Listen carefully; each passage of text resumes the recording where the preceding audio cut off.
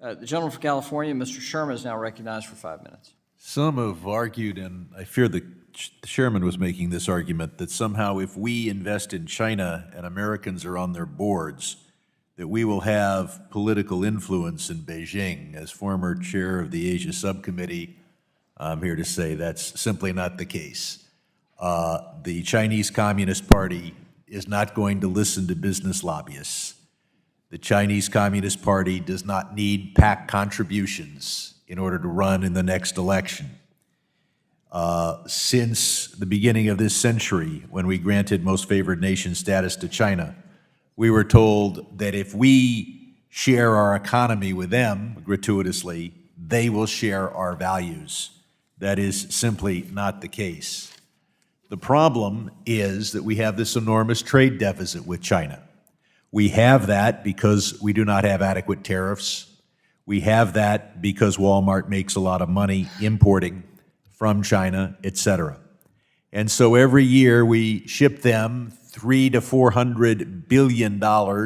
That's close to that's close to $4 trillion every decade, and that money is sitting there. It's going to do something, and almost everything it can do is bad. But we add to that our investment policy, which is closer to the jurisdiction of this committee. Half of the foreign IPOs here on Wall Street are from China. We send our investment dollars to China.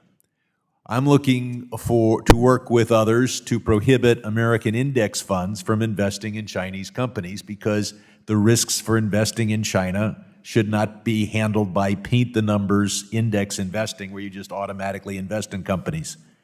But even greater is the capital gains allowance. We provide an incentive for investors.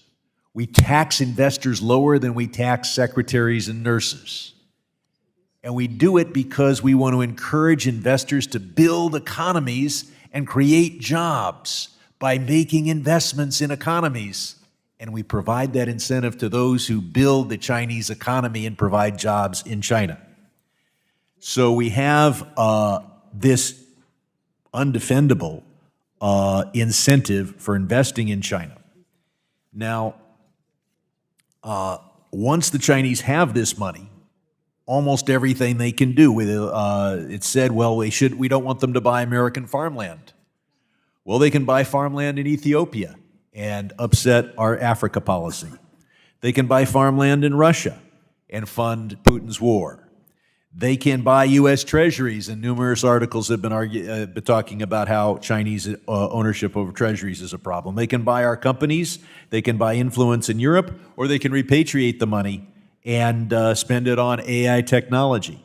Once we incentivize investment in China, once we roll over and run a huge trade deficit with China, they have these funds, and perhaps the most benign thing they could do is buy American farmland. When they buy American farmland from an American, that American puts the money in a U.S. bank where it's available to build the American economy, puts the money in the U.S. stock market where it's available to build the U.S. economy. And if we do have a fight with China, we can simply seize the farmland, just as they will take hostage all of our investments in China. My question regards investment in China. The argument is we want to choke off investment to strategic sectors. But money is fungible. So how much do we accomplish by saying to an American, don't invest in an AI company in China, invest in a furniture factory in China?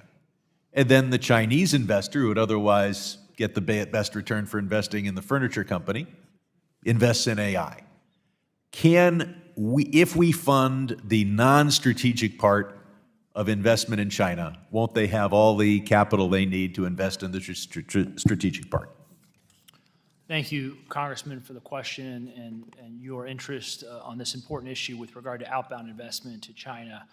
As this committee knows well, the President issued an executive order, and what underpins that executive order is the national security concern emanating from American investments that come with certain intangibles, branding, expertise, and the So the like. concern is that if you incentivize an American to want to see an AI company in China do well, that American may provide the technology and the expertise, not just the capital. That is one of the bases upon which we are concerned. Gentleman's time is expired.